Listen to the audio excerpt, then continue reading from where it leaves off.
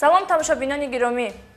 Арҷ гузоштан ба ҳуқуқу озодиҳои шаҳрвандон, риояи меъёрҳои қонун ва дар асоси санадҳои меъёри ҳуқуқӣ амалу рафтор намудан вазифаи ҳар як шаҳрванд аст.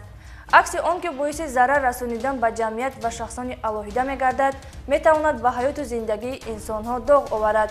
барномаи ахбори вазорати корҳои дохилӣ аст ки ин лаҳза манзуратон мегардад. дар студия бо шумо моҳрухсор таваллузода. сархати барнома чунин аст. боздошти 4 нафар гумонбар барои ба муомилот баровардани асъори қалбакӣ дар ҳаҷми махсусан калон. $14,000 қалбакӣ овард.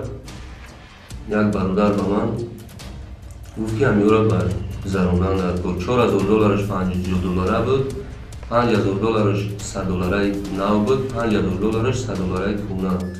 ман ба як бародари дига ҳамонро додам. беаҳамиятии ронанда боиси марги ӯ ва мусофиронаш гардид. усули нави қалобӣ гумонбар ба занӣ қабул мекунам гуфтаву занҳоро ба доми фиреб кашидааст. чарзе худаш гати мисол ресторан рафтем вай барафтем мошин гирифта будем якта мехем нест шуд ҳамаш.